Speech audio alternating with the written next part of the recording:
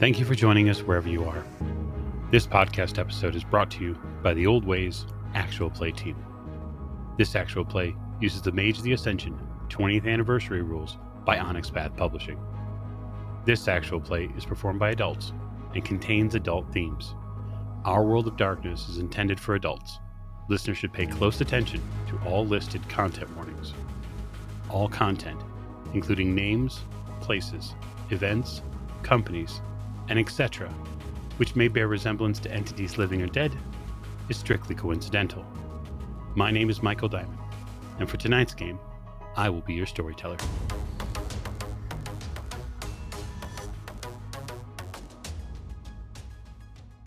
Thank you for joining us again on another episode of the Old Ways podcast. I am your storyteller for this session this evening, where we are going to play Mage, the Ascension, 20th anniversary edition, as produced by Onyx Path Publishing. And so we're going to get things kicked off. But before we do, I just want to issue this important warning. And that is that Mage, the Ascension is part of the World of Darkness.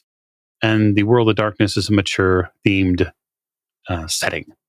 I think I want to underline and maybe possibly put in bold the word mature.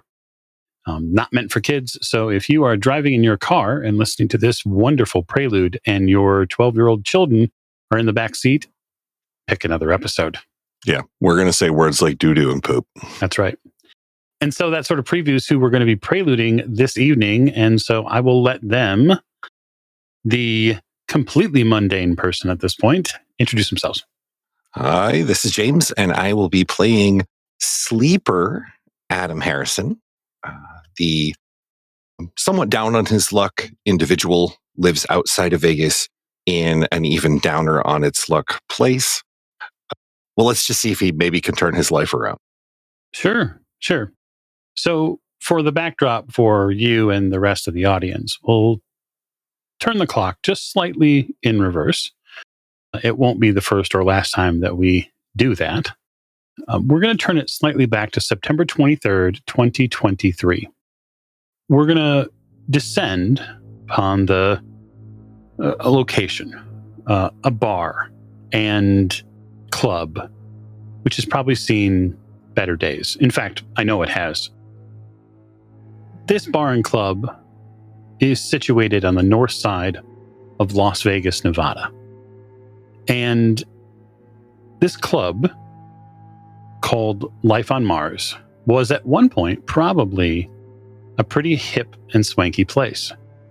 Now that time period is probably 50 to 60 years ago, back when Astro Future and Astro City type of accoutrement were hip, were interesting, drew people in.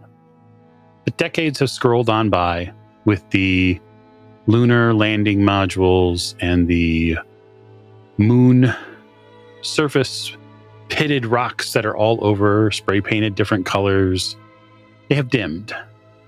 And now what people come to Life on Mars is generally for, they come for drinks, because the booze here is reasonably cheap as comparative to some of the other fancier places, even closer to the Strip. They don't come here for the food, if that's what you want to call it. They don't really come here at all, except maybe on the occasional Thursday night when karaoke is all the rage for a lot of the bowling leagues around. For the most part, Life on Mars is a generally quiet place. Of course, kids of all shapes and sizes and ages come in here on the weekends, and they usually change the normal clientele up a little bit.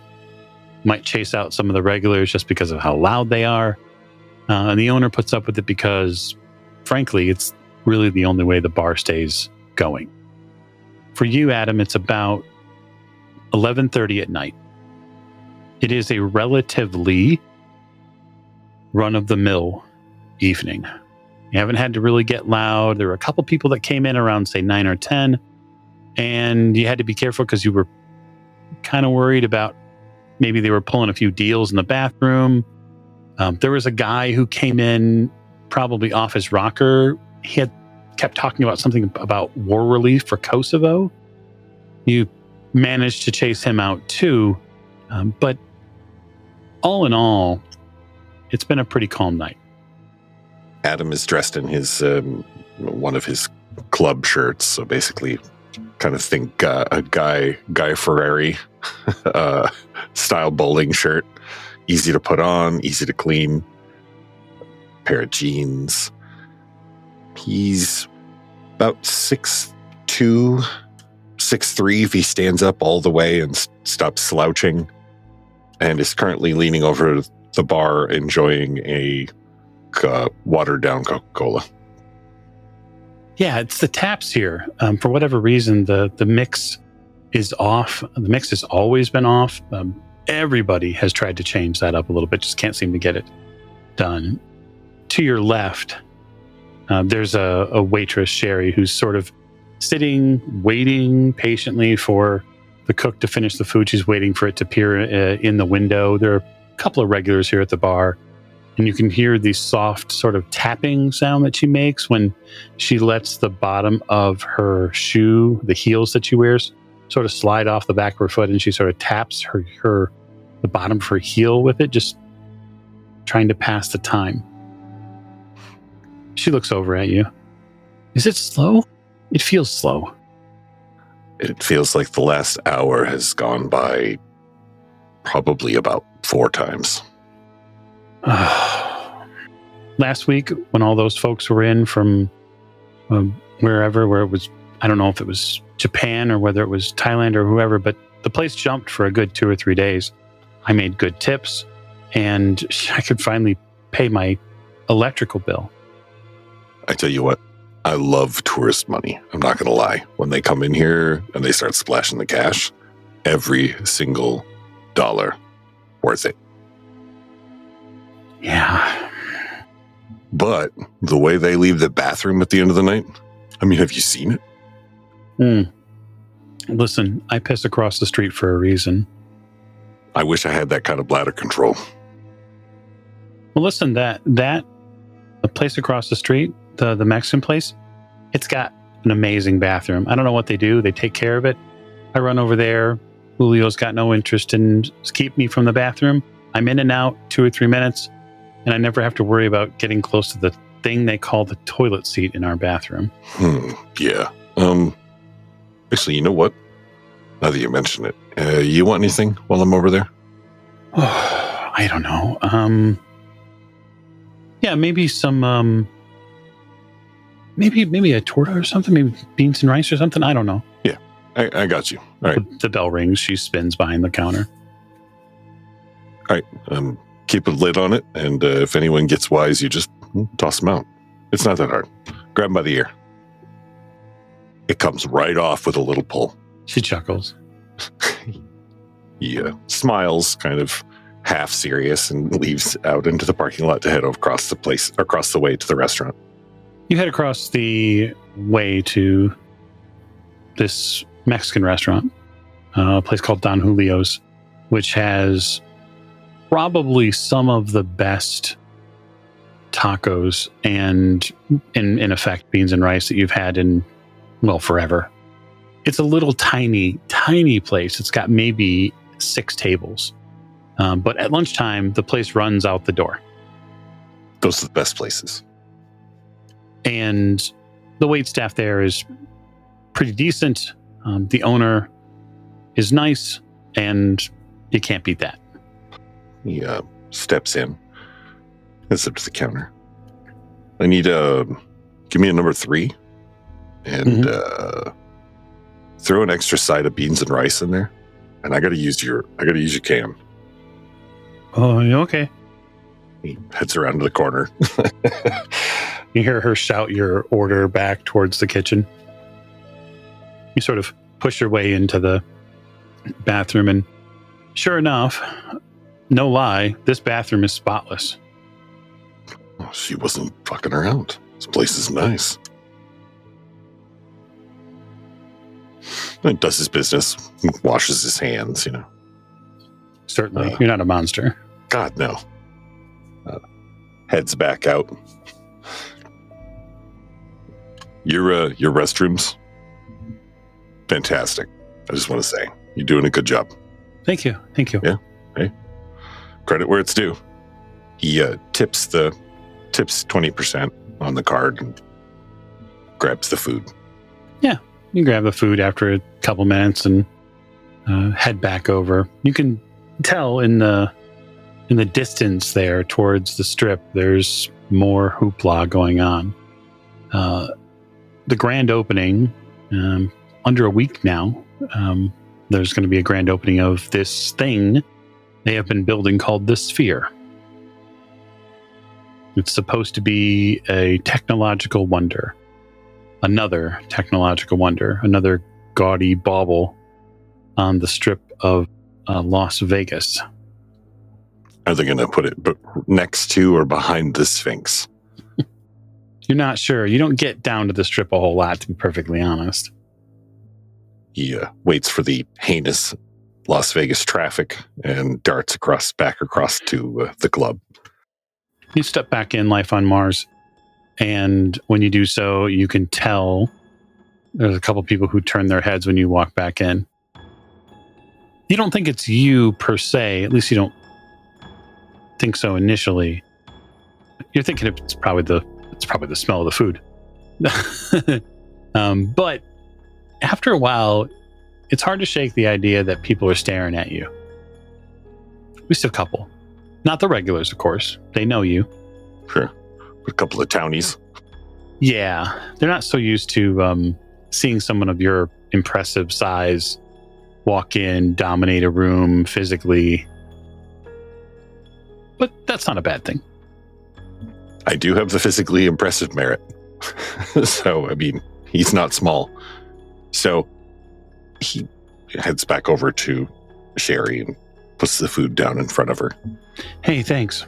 Keeps the Dr. Pepper for himself. Because, well, it tastes better. It tastes better, and I paid for everything, so I get drink. I get the drink. Hey, what's with those guys? She looks over. I don't know. I've never seen them before. You can tell just on her face. As somebody who's paid to watch people, you get a feeling for the general pantomime of everybody. What does their face tell you? Sherry's concerned. You've seen her concerned a couple of times. There was a time about 2 years ago that someone came in Life on Mars and they weren't here for more than a minute at the bar and they pulled a gun on someone. Sherry has a weather vane sort of thing about her. She just knows when something's going to go on. You think that it probably has something to do with her past. She unfortunately has shared some stories with you about how she's had some less than kind boyfriends.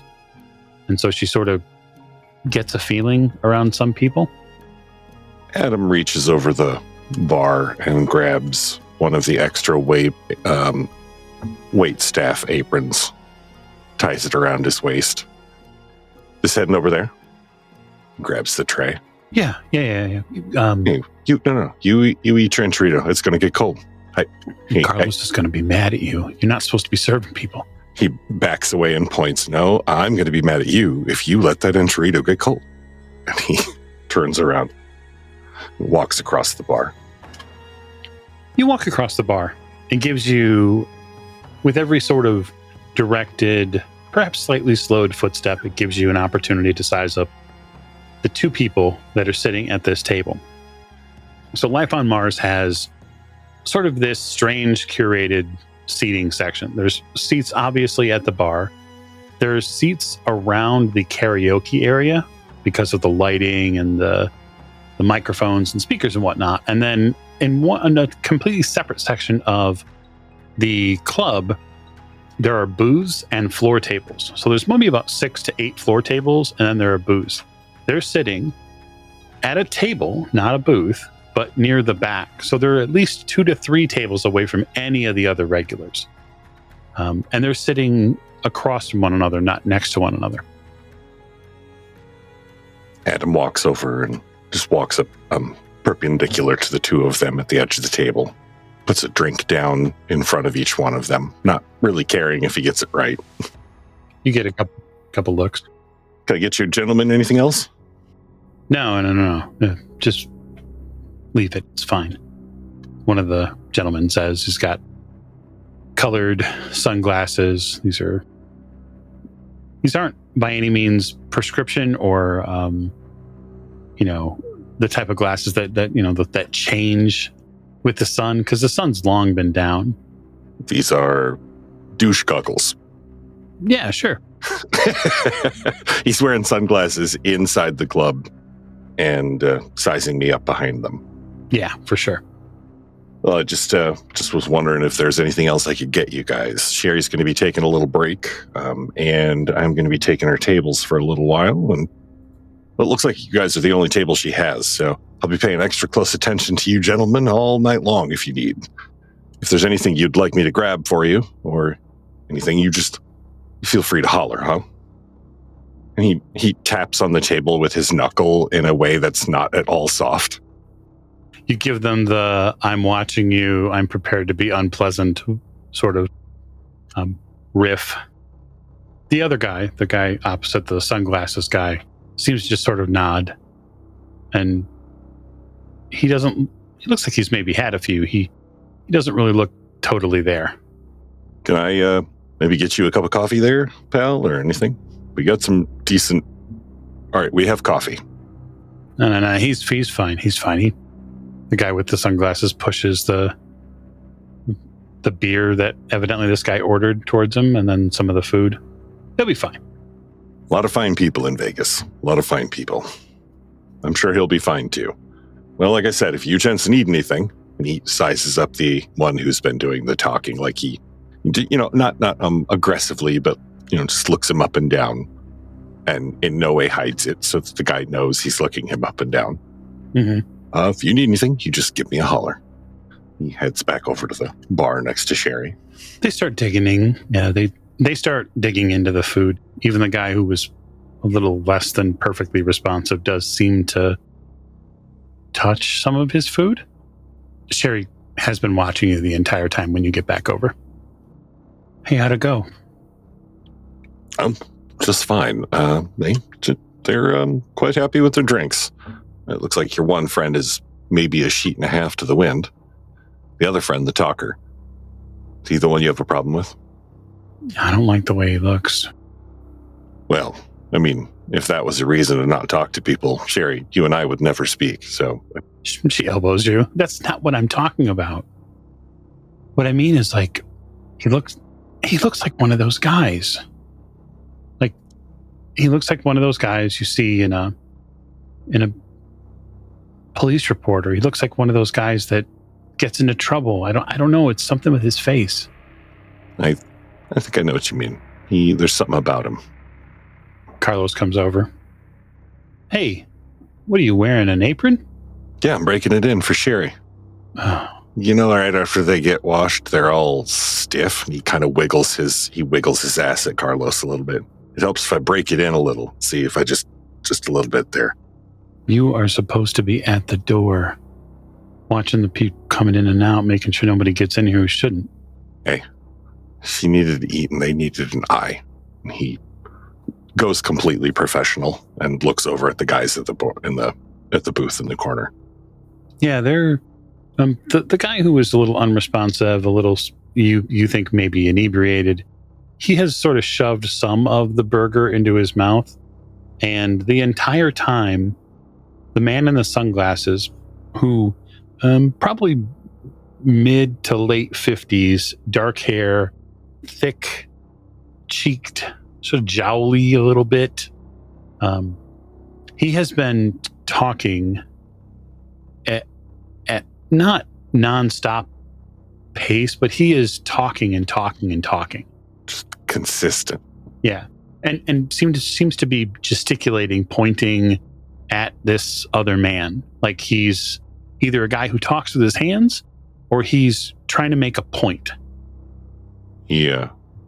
Adam kind of turns back around so that the guys are behind him again and looks at Carlos. I don't know. She's not wrong. There's something about them. All right. Well, keep an eye on him, I guess. I don't want any problems tonight. Hey, I don't have... Come on, problems? Have I ever brought problems or let problems happen into... Don't answer that. Hey, don't... What do you want me to start? Don't you answer that. And he turns around and walks back over towards the door, keeping them, the two gentlemen, in his left peripheral as he does. You keep your eye on them for a little while. 5-10 minutes passes. The only major thing that happens is the one guy finishes his food as best you think he can. He sort of slumps a little bit in the chair, and you see the guy with the glasses sort of push him back up as if to try to right him. Not in a unfriendly or super aggressive way, but like a, hey, stay with me. And then after that, you see him, the guy with the glasses, pull out money from his wallet and, put a few 20s on the table for the food. Adam heads back over to their table towards the end of their meal after he's put the money down. Mm-hmm. Hey, you need a hand getting your friend outside to the parking lot? I'm not telling you to leave. He seems a little... You don't seem exactly steady on your feet, pal. He wobbles while you're talking to him. Whoa, that's what I'm talking about. Here, come on. And he doesn't wait for the other guy to answer. He lifts the dude out of his chair a little bit. Like, here, come on. You put your hands to help lift him up, sort of under his armpits or on his shoulder or something like that. And he has an intense muscle reaction. His entire sides and his biceps constrict around your arms. They sort of glue your arms. He pins them, sort of your hands inside of his armpits. And he lets out this weird shriek. Ah! Goes all over the place. And he starts screaming. Whoa, buddy, pal. Hey, look at me. And he kind of tries to get eye contact with the person that, he's now forced to have physical contact with. Yeah, he has a really hard time making eye contact with you. Right. You tell that his eyes are always sort of pointed to the floor. He doesn't seem to have a ton of control over his own neck at this point, but his feet are beginning to sort of duck paddle in the sense that he's trying to get traction.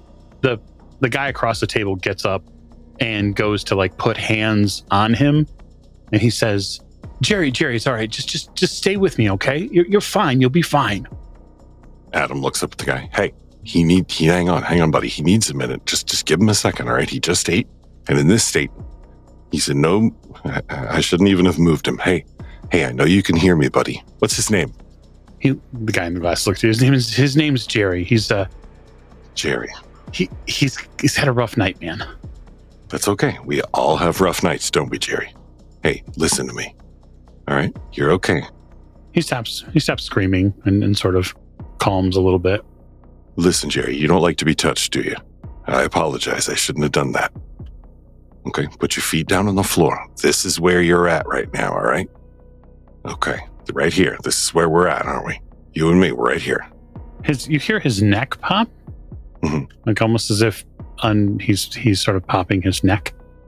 And he turns to you, and in a moment of complete clarity makes eye contact with you. And he says, I can't get it out. It's inside. I can't get it out. I need your help. And this is when, at this point, the guy with the glasses begins getting a little bit more animated. It's all right, Jerry. We just need to get you back to the center. I'm sure you'll be fine.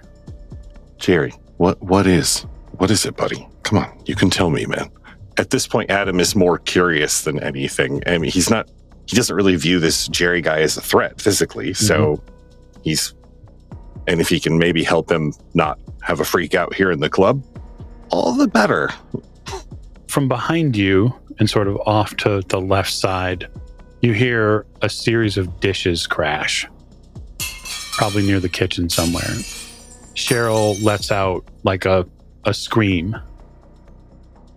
It draws your attention for just a moment to see what's going on there. Mhm. And you see a guy you'd seen in the club a couple of times before, a guy you've run out of the club a couple of times before, has appeared in a way. He's appeared behind the bar where Cheryl was getting food at. And you know this guy immediately. His name is Darren Wilkerson. He is an ex of Sherry's. He's been kicked out of the club before. He should not even be in here. He used to work here. Turns back just briefly to Jerry. Jerry, I need my hands back real quick, buddy, okay? I need you to stay here, and I need you to close your eyes, okay? I need my hands back, though. Can you do that for me? Yeah, he sort of undulates, and you're able to get your hands back. What did Jerry have for dinner? Club sandwich. Okay. Fairly large plate, though? Yeah, probably. Okay, good. Of the things that you could eat here at Life on Mars, the club sandwich is probably one of the better choices. And how about his caretaker, the older gentleman, the 50-year-old? He didn't by chance happen to have the steak or the pork chops, did he? Not advisable. Pork chops, of course. So that's wonderful. That's probably not the greatest choice. Okay. Well, see, Adam at this moment is currently taking mental stock of all of the sharp things in the room.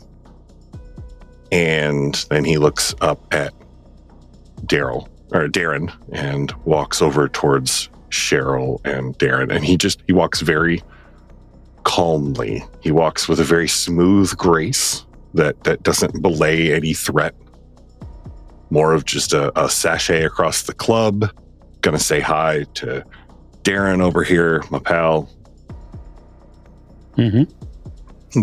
Comes up and leans on the bar next to Cheryl, facing Darren. Yeah, I mean, Darren notices you as you walk up. You're that sort of huge guy problem that you have is that everyone notices generally where you're. I'm not so good at sneaking. No, I mean, you're actually in a room. I'm pretty good at it. You're actually not bad at sneaking. It's just that's not what you were trying to do. No. Darren turns and you see him raise his sort of right hand, like he's going to point at you, and he says, "Buddy, this is between Cheryl and I. You butt out." Hey, whoa. Listen, what's going on between Sherry and you? That's you. That's not me, Darren. All right? Okay. You listening to me? Are you here with me right now? You hear, you don't see, but you hear Sherry's voice say, "I don't want you in this fucking bar. You're not supposed to be here." At that moment, yeah, he Adam's face he looks down at the bar for just a second and looks back up at Darren. Well, the lady has expressed her disinterest in you being at this bar, and I know the management has currently said that they prefer you not on the premises. So Darren, I'm going to give you two choices, buddy. Okay?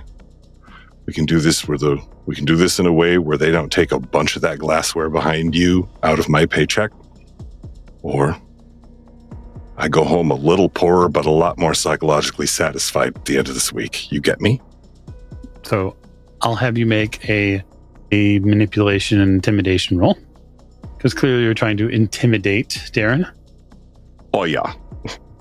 Okay, so when you run all the dice, you want to equal or exceed the difficulty number. If that difficulty number is 7, you want to score a 7, 8, or a 9. So standard difficulty is 7. Okay, so 3 successes. I'm going to roll his willpower because I think it's fair to give him a bit of a chance anyway. Well, sure. In his twisted little stalker brain, he thinks he deserves to be here. Yeah. Yep. You would be correct. They always do. So he backs up, and that sort of gives away a little bit of his position. You can tell now when he backs up how he got in here. So back by the bathrooms there is an emergency exit door. The staff know for a fact how to, from the outside, open that door. And so it's pretty clear that Darren used some, we'll just say, local knowledge. You can see that the exit door is just slightly ajar. The alarm on that emergency exit door long has been broken. And he steps back and he says, all right, man. All right, no problem. Puts his hands up just slightly. Darren's not a large man by any means, but he is likely stupid enough to try something in here, which has been made clear by whatever he was doing with Sherry. He backs up. He's not the brightest man. No. He backs up and he hits the emergency exit door and sort of does a bit of a twirl on the way out. Adam fills up the door frame of the emergency exit door, holds it open with his foot, and watches Darren run off across the parking lot, or probably back away, flipping me off. Why don't you give me a perception and awareness roll? 4 successes. Oh, wow. Fantastic. Yeah. So you hear what sounds like flesh on flesh slapping. No accompanying moaning like the good flesh on flesh slapping. Right. This doesn't sound like the bad pants dance. No.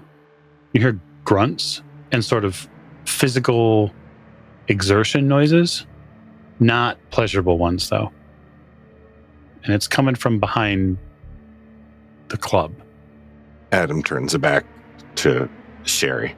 Is she close enough for her to hear? Yeah. Okay. Hey, come close this door. Lock it. Okay. And if I'm not back in 5 minutes, I want you to call the police. Okay? Okay. You do that for me? She hustles over and reaches for the door. Thanks.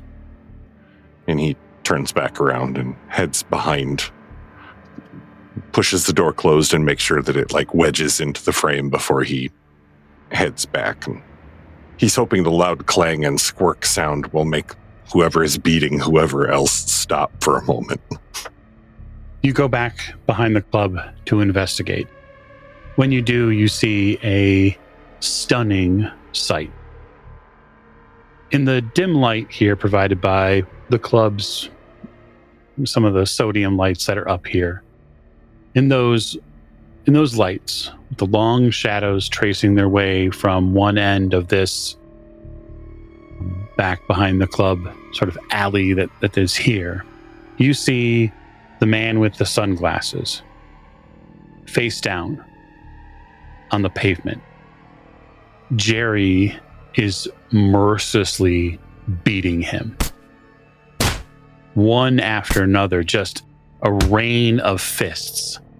And the blood that has come out of this man's pudgy face is all over the pavement. Teeth, everything. I don't need to be a doctor or anything to know that man is not getting up from this pavement. And the fact that the only grunting is coming from, I assume, Jerry's punching. Yep. Yeah. Hey. Grabs Jerry's wrist when he reaches back to punch again. You reach out, you grab his wrist.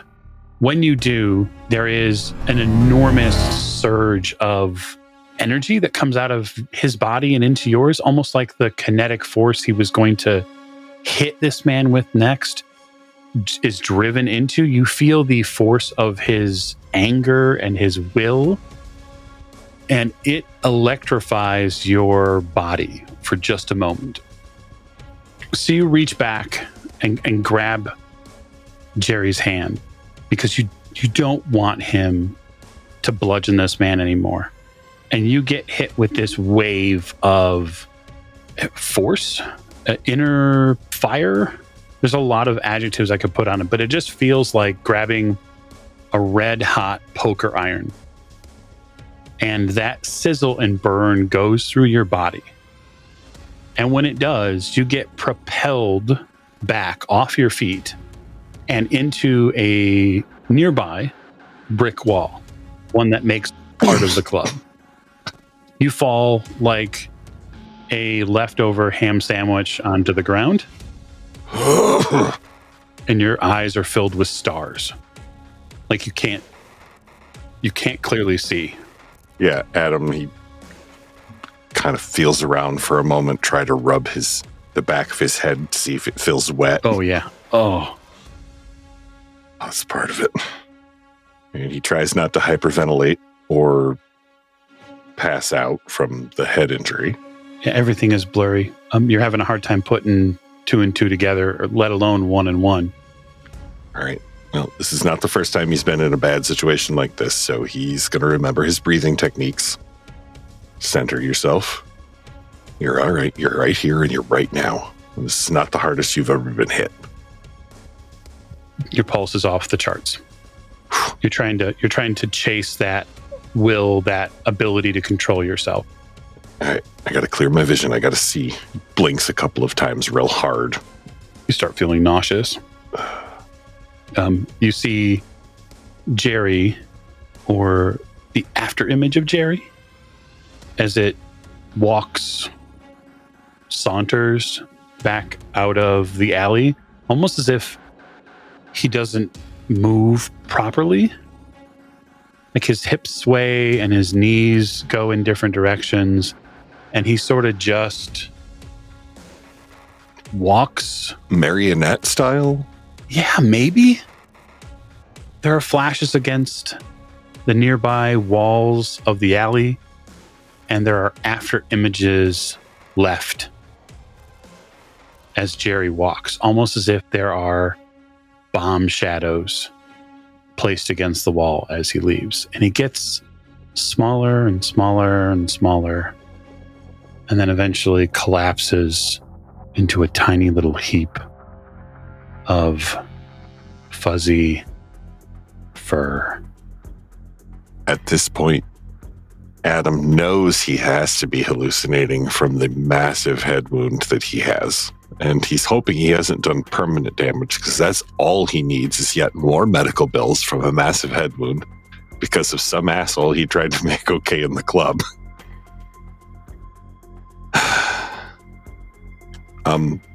He feels around for the wall behind him and attempts to pull himself up. Yeah, it's an effort. It's an extra effort that your body doesn't let you complete. You end up slumping, unlike, I don't know, yesterday's trash that's back here. Oh. The tough part for you is that you feel the indent in the brick where your head hit. Oh, I thought you were going to say the tough part is that yesterday was Tuna Melt Tuesday, and yesterday's garbage is the worst thing ever. You feel broken. Yeah. Disconnected. So you sit back for just a minute and hope the cobwebs clear. Adam's feeling pretty down at the moment. He just got leveled by Jerry. So he's going to take this opportunity to play in the garbage. Stare at the sky for a moment until he can see it. All you see is stars, tiny little motes of light. They swirl and swirl. He tries closing one eye. All right, ignore it. Ignore the lights. He tries to look past the lights for the moment and stand and use the wall as one long brick crutch. Sure. I mean, it owes me that much. You get back to sort of this bent over position with your back and butt against the hard brick wall. The top of your frame is sort of hulking over your legs, and breakfast comes right back out. He's, in fact, as it's coming out, he's glad he had none of Don Julio's beans and rice, because they would be ruined for him forever now. So once the intestinal disinfortitude ends, he doesn't right himself as much as he just tries to move forward towards the corner of the building. He's afraid that if he stays in the alleyway and he passes out again, that, things are going to just get worse than they are now, which he's having a hard time picturing, but he's also having a hard time doing math, so. Sure. Yeah, the image of the man with glasses body sort of dips and turns in your vision. Like you realize that your equilibrium is fucked up because the body shouldn't be moving, but it is moving. The horizon line continues to shift and change. This can't be. You can't. You're dead. You've got to be dead. I got to get out of here. Well, before you go, we should have a bit of a conversation. What? He spins and probably falls over because he has zero balance at the moment. Back into bottles and such. Hey, that's a start. Take a seat. Take a seat. And that sort of mound of fur that was alluded to earlier rises to the size of a teddy bear. It is a really fucked up looking teddy bear. It's scruffy, it's ripped, its eyes, like one of them is gone and the other has been replaced with a really weird looking googly eye. And as it's talking to you and moving forward, one of its rip scenes, it just reaches in and pulls out a cigarette butt and starts smoking it. All right. Yeah, take a seat. How you doing? I've had better days. What? Are you a hallucination? I'm more a part of you, I think. Okay. So, hallucination? No. A guide, a shepherd. I always assumed the Reaper would look like a big guy in a cloak with a scythe. Oh, I mean, he does. I'm not that guy, though. Like, you're not dead yet. If you listen to me, you might stay alive for longer. That might be good, right? All right. You know what? You're probably a survival instinct that I'm having right now trying to stay alive. So I'm going to go with it. Oh, third man syndrome. Maybe. But, like, it's more like you went through some trauma and your mind is fractured. I am a part of the universe that has descended upon you for your benefit and wrapped myself around that little bit of you that was worth saving. And hopefully we can work together to keep you alive and get you through this new world of messed up fuck shit that you're gonna be going through. Okay. All right. Okay. Here's the big thing, Adam. You're a wizard. A long, slow chuckle. Okay. All right. What do I call you? I mean, what do you call yourself? Usually dipshit. That'll work. I don't want to call you that. I mean, I've been called worse things. Yeah. I mean, look at me. I'm a really fucked up teddy bear. Hell, I've had like you don't want me to tell you. I was like you once, and then I wasn't. And now I'm back here. See if I can help you, which might also help me. Capiche? Not a single word since the brick wall said hello, but I'm willing to go with it. All right. So, Attempts to stand up again and looks over at the guy with the smashed head.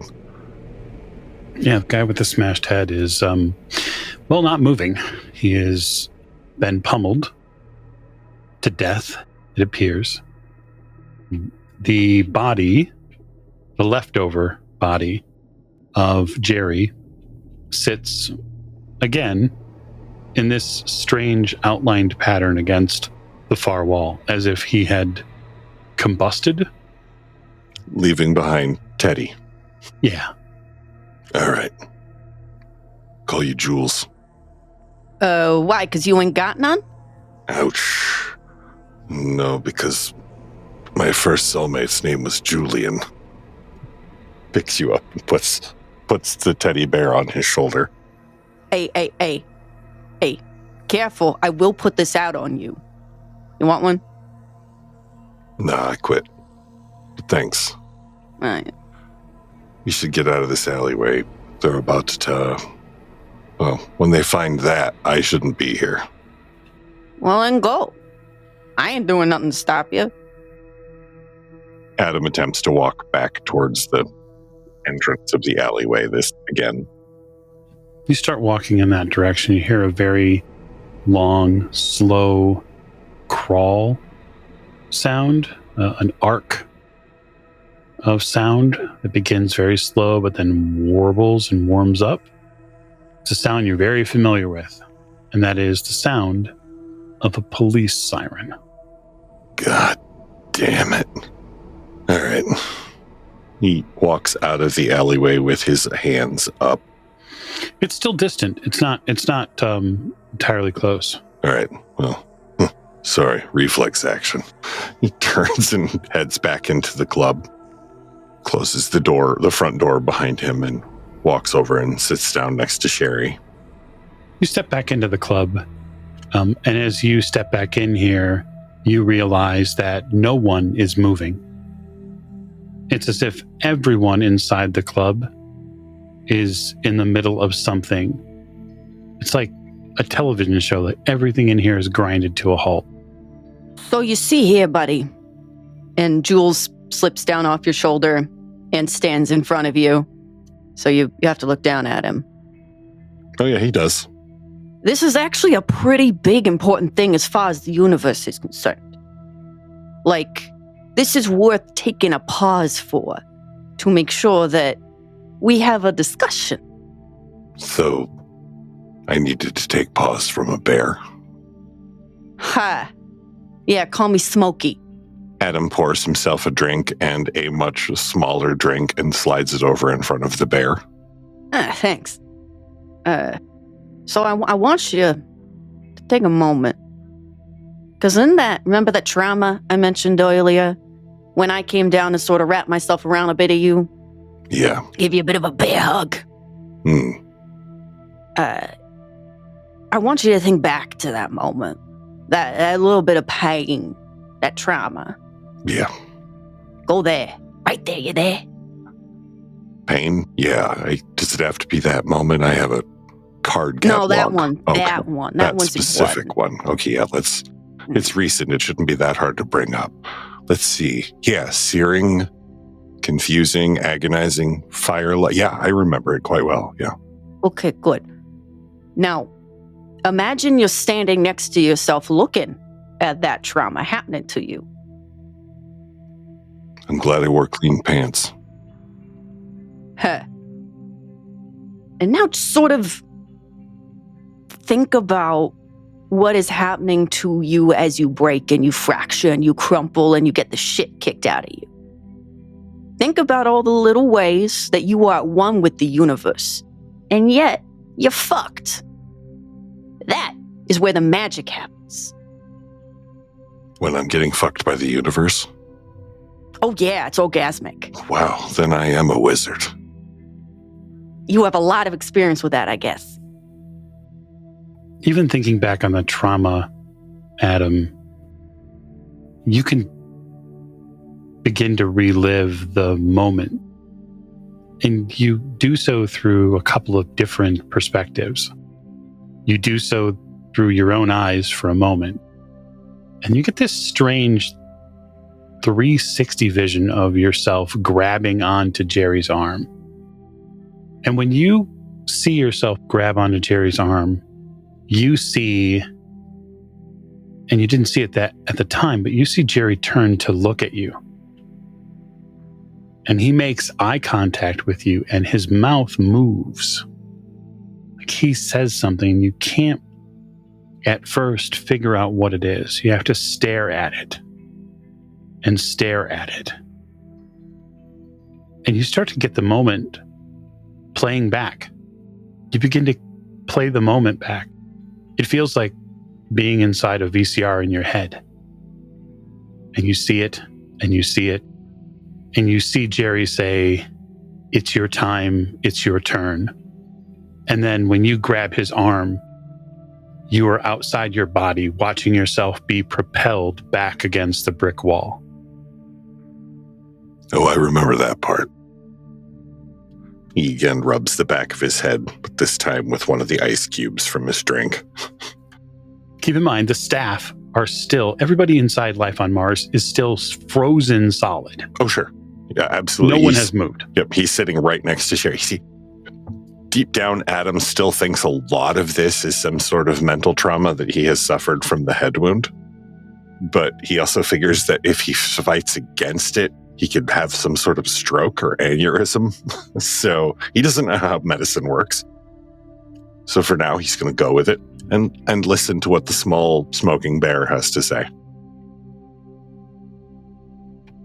And if the small smoking bear is a part of him, then it's probably going to enjoy a bourbon.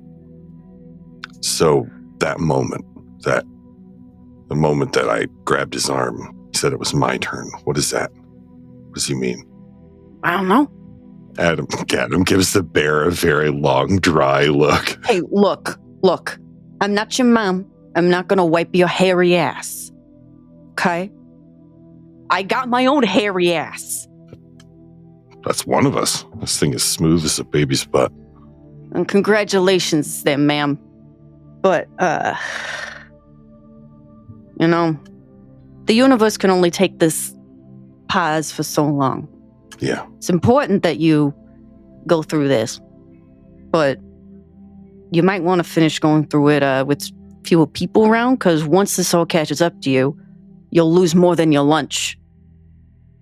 All right. So go to a place where I couldn't possibly make my surroundings worse or damage anything near me? Yeah, you know any psych wards? No, I got a better idea. Come on. If you put me on your shoulder again, I will piss on you. You want to go in the pocket? I am too big for your pocket. I am a full-size bear. Filled with cotton. Nah, cigarette butts and dreams, buddy. You are part of me.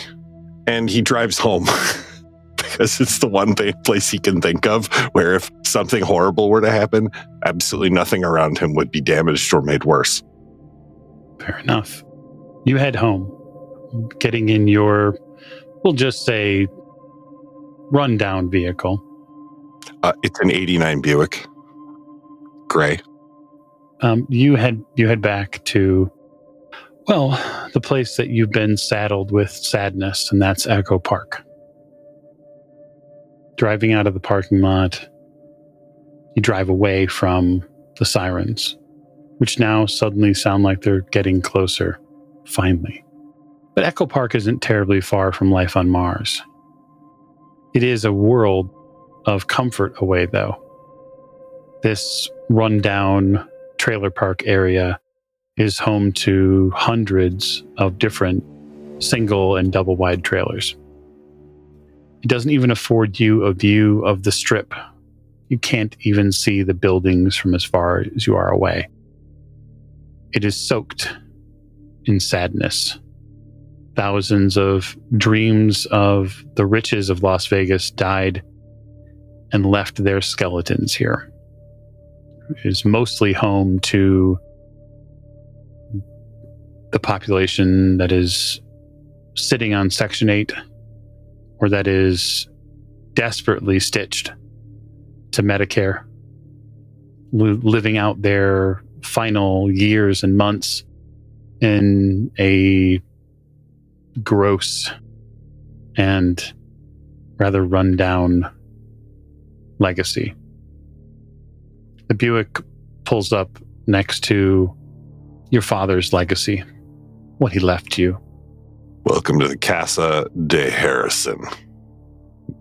Waits for the Buick to finish shutting off. All right. Opens the door. Yeah. It's not much. Walks in towards the trailer. Hey, well, I mean, Hogwarts was really just some random castle they picked, so it doesn't really matter. Setting ain't important. It's the content of your story. Yeah. I think Hogwarts is an appropriate analogy for this place. Come on in. He opens the door for the bear and lets them walk in. Jules slumps in ahead of you and stubs the cigarette butt out on his arm and then tucks it back into the ripped seam. It smolders there for just a moment. Little wafts of cigarette smoke. All right. Yeah. Find a place big enough to sit down and have a seat. He pours a little apple juice into a glass, sits down on the only couch that doesn't have stuff piled on it or near it. All right.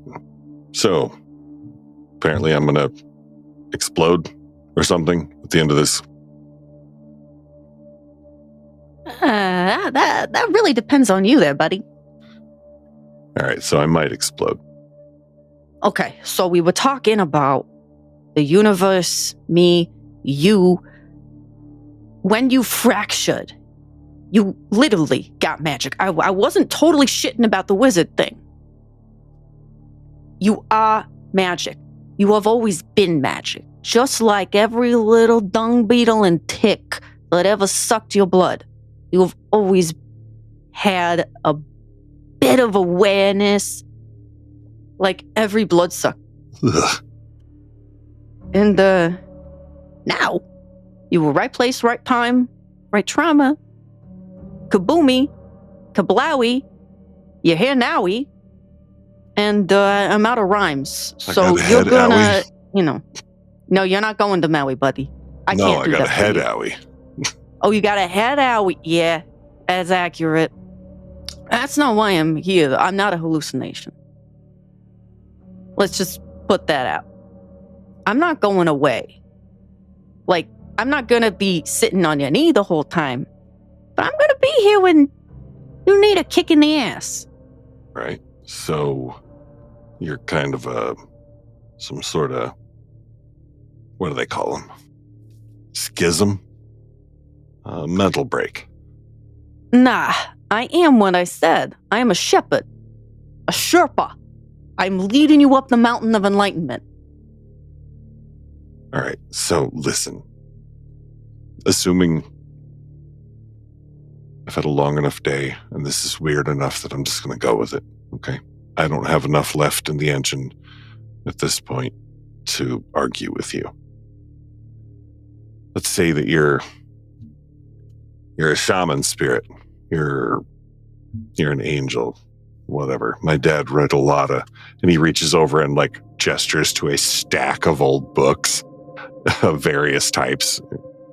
He read all sorts of shit. I've read some of them. They're not bad, but Jules walks over to look at the stack you indicated. Says, which one of these resonates with you? I don't know. He's just kind of looking through, and I don't know. I've always thought this one was neat, and he kind of holds up one about, ESP. It was written in the 50s, so they, Okay, I can work with this. All right. It was Cloak and Dagger. It was one of the few times I remember with my dad that was, decent. Okay. So, ESP, the ability to use your mind to do certain things. You could, in theory, learn how to do that. All right. Like I said, up the mountain of enlightenment. At the top of that mountain is ultimate power, is magic. And as you go up, you pick up little bits and pieces of knowledge. You make base camp. I don't know how far I can take the metaphor, but you learn things. No, I get you, but this metaphor eventually leads to frozen corpses, so let's... No. That's for a lot of people. That's for people that haven't been through that moment of trauma and schism and fracture and becoming that you have. Uh-huh. You are magic. Okay. All right, Jules, you know what? Like I said, I'm going to humor you. What's that make you?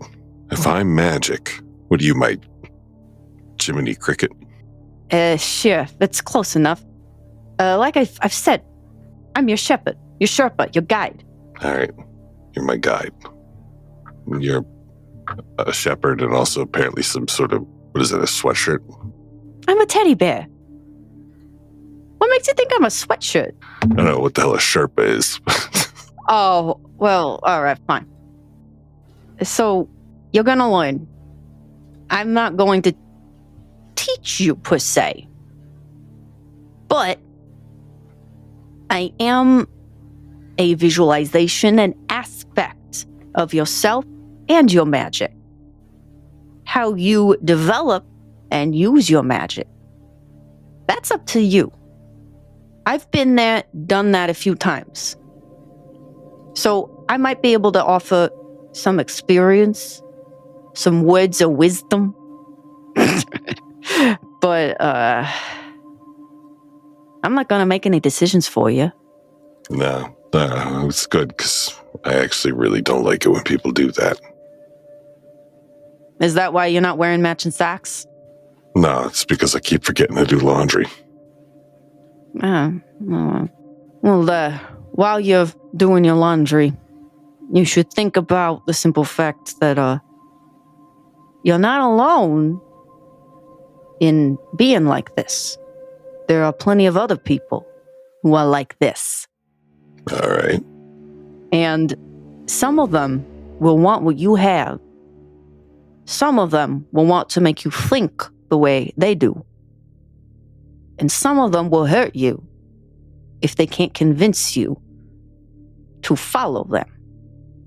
All right. Well, I ain't thinking of like nobody but me. I was very clear with that with the police the first time.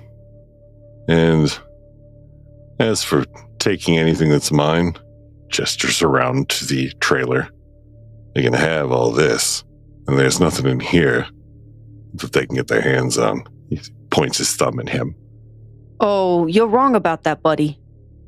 And the bear climbs up the stack of books and probably knocks some of them over as it scales and stands on top of the pile and looks at you and puts a mangled paw on your chest and says, "What's in here is all you got.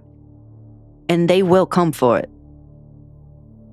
Some of them will take it. Hell, some of them will just rip your heart straight out of your chest for the shits and giggles of it. Some of them will pull your essence out your nose. Some of them will, make you feel like you're having a lobotomy when you're actually just sitting in your living room. But there's a lot of different ways this can go. Hell, someone could stop your lungs without actually, being in the room with you. But that takes a lot, though. Really, kind of. He looks around. He's like, okay, all right, I get it. Listen, so what you're saying is that assholes will want whatever I have and will hurt me to get it. I'm sorry, Jules, but all you're doing is telling me that this chapter of my life reads exactly like the last few chapters. Well, then you're ready to go. You're ready. You're revved. You're primed for what's going to happen. Okay. You are what makes up the universe. So how do we start? When Jules says you are what makes up the universe, your entire body tingles, head to toe. You get a rush of vibrational energy. It's not pleasure per se, but it feels good. It is a genuinely good feeling. It's fundamentally positive. Yes, it's fundamentally positive, which is strange for you to feel at 11:38 p.m. at night. 11:38 and 52 seconds. 53, 4. Finds himself tapping out a second rhythm with his pinky. Oh, wow. This place looks weird. You look around at your trailer and you start seeing that everything in here has sort of this distinct and different flavoring. And while that might sound like a strange way to describe it, the books that are kept sort of in a pile over here, there's a distinct feeling that you get from him, almost as if they give off an energy. Jules gives off a totally separate energy, like a firecracker that is constantly in a motion and churn of exploding and not exploding. Like there's this roiling that goes on. You got a lot inside of you, little bear. I mean, so do you, big guy. But Adam kind of rubs his eyes with both of his eyes with the heels of his hands. Something weird with my eyes.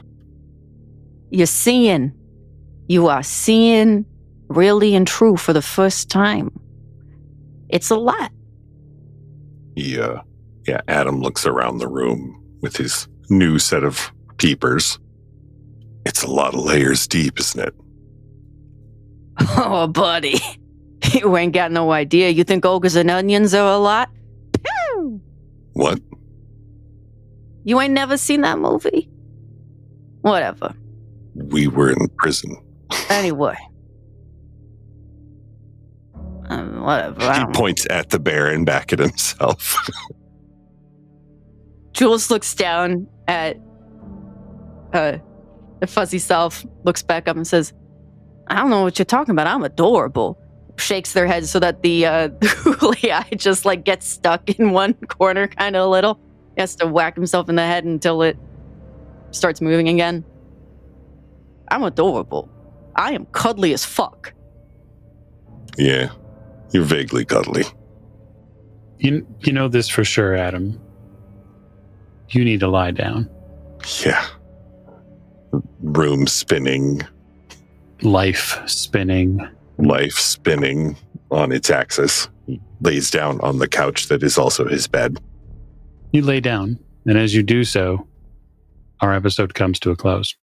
So thanks for joining us for this Mage, the Ascension, under the 20th Anniversary Edition rules that we are kicking off here on the Old Ways podcast. We're back in the world of darkness. Hopefully, you've enjoyed it. And we look forward to seeing what comes next. Thank you, and good night.